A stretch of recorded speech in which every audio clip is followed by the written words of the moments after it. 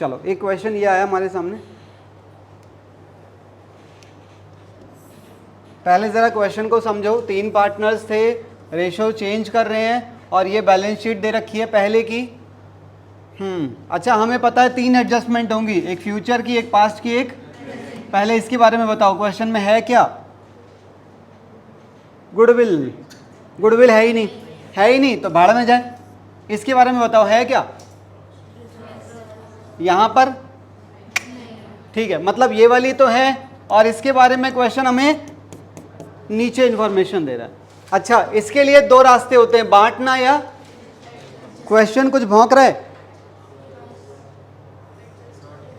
बांटने नहीं है मतलब, और एडजस्ट करने के लिए अपने को सैक्रिफाइसिंग रेशियो चाहिए, ठीक है ना? सैक्रिफाइसिंग रेशियो नॉर्मल, कोई बड़ा काम नहीं है। तो रेशियो तो हमें मिल ही गया है। निखिल हमें जर्नल एंट्री बताएगा रिजर्व को क्या करेंगे।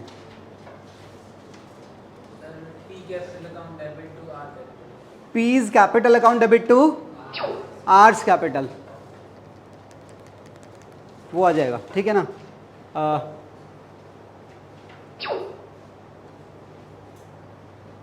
अच्छा एक चीज और है ना, यहाँ पर रिजर्व को भी मना कर रहा है और एसेट और लायबिलिटी के लिए भी क्या कह रहा है?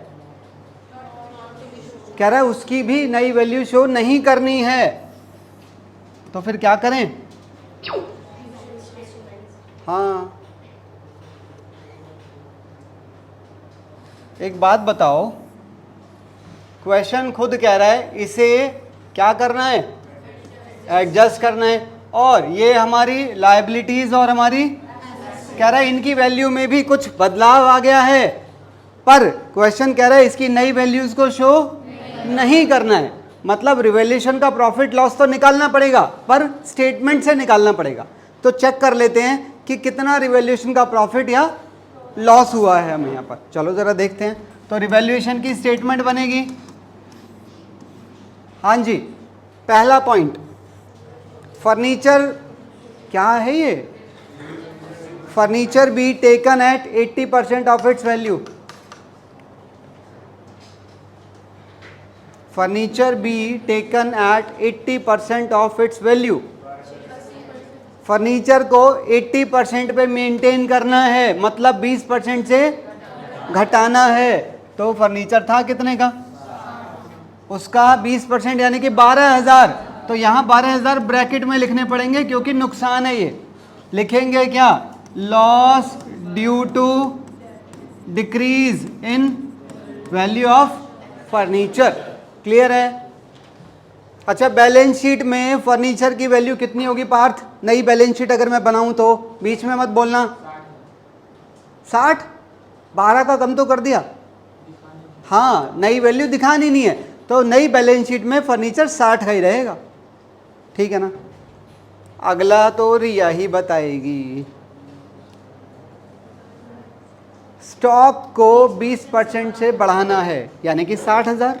बिल्कुल ठीक है। तो यहाँ लिखेंगे gain due to increase in stock plus के 30,000। 30 है 60 है, कोई नहीं 60 लिख देंगे, ठीक है। अगला देखो, प्लांट एंड मशीनरी की वैल्यू 4 लाख नापी गई है आज, तो यानी कि 20,000 का नुकसान है।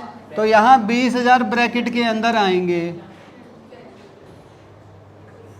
कह रहा है 10,000 का नया प्रोविजन बनाना है, और प्रोविजन बनाना हमारे लिए एक नुकसान होता है, तो यहाँ पर ये भी ब्रैकेट के अंदर आएंगे भैया।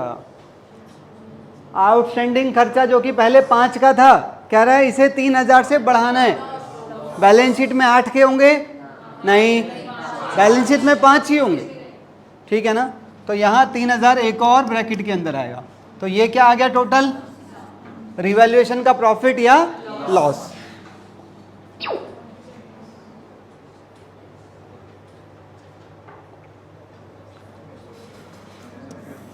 हाँ जी, तो अपने पास, अरे देख लेंगे ना क्या रखा है, निकाल लेंगे हम। माइनस का 12 और माइनस का 20, माइनस का 10 और माइनस का 3, ये आ रहा है 15,000। 15,000 पॉजिटिव आ रहा है, तो यानी कि ये क्या आ गया रिवॉल्यूशन का प्रॉफिट। अब इस 15,000 के प्रॉफिट को और इस दोनों का एक ही तो ट्रीटमेंट है, क्योंकि ये पुराना प्रॉफिट है और ये रिवॉल्यूशन का प्रॉफिट है। प्रॉफिट मतलब दोनों पॉजिटिव आइटम, और क्योंकि दोनों की एंट्री सेम डलने वाली है, गेनिंग पार्टनर डेबिट टू, तो एक छोटा सा वर्किंग नोट और रहेगा। हाँ, कौन बोला रे? गुड।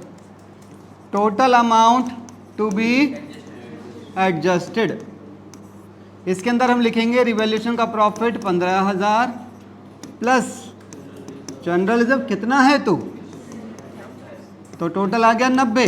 90 के ऊपर आप ये वाला रेशियो अप्लाई कर दो, ये वाला और हाँ, तो उसकी एंट्री निकल जाएगी। हाँ या ना? जर्नल एंट्री क्या डलेगी? P's capital debit to R's capital. तो ज़रा करना कितना आएगा, चलो निकाल लेना तुम, क्या आया अमाउंट तो आ ही जाएगा। 90,000, ठीक है। ये देखो यहाँ पे क्या लिखा, 15 आएगा, खैर कोई बात नहीं। एंट्री डल गई इस, अच्छा हमने एक ही एंट्री डाली है, गुडविल इस क्वेश्चन के अंदर है ही नहीं।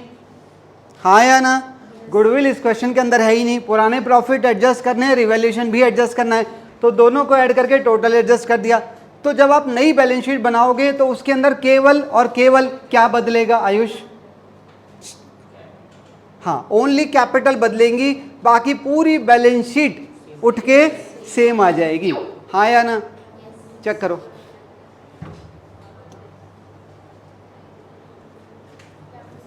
कैपिटल कितनी थी किसकी? पी की कैपिटल पहले कितनी थी? 4 लाख, यहां पर एक जीरो कम है। 4 लाख में से 2500 कम हो जाएगी, तो पी की कैपिटल घट गई। और आर की कैपिटल पहले कितनी थी? 2 लाख, तो 2 लाख में 2500 बढ़ गए। बात समझ आ रही है? इवन बैलेंस शीट का टोटल भी जो पहले था वो सेम ही रहेगा। ये होमवर्क में क्वेश्चन रहेगा। मुझे बताओ ये कौन सा क्वेश्चन है? 41। हाँ, तो नोट कर लो आप इसे।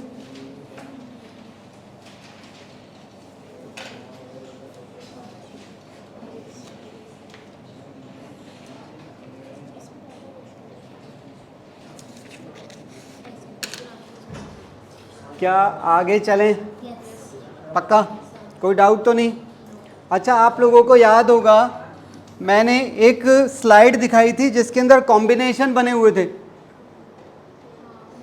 क्योंकि मैंने कहा था इसका केवल एक तरीका है, पर इसके 2 तरीके हैं और इसके भी 2 तरीके हैं। तो क्वेश्चन इनके कॉम्बिनेशन बना के दे देता है, ठीक है ना? जैसे इसके अंदर मान लो 2A और 2B, इसके अंदर ये है 3, तो 3A और 3, तो हो सकता है क्वेश्चन आपको 2A 3A और 1 का कॉम्बिनेशन दे दे, या फिर 2B 3B और 1 का कॉम्बिनेशन दे दे, तो कुछ भी दे सकता है वो।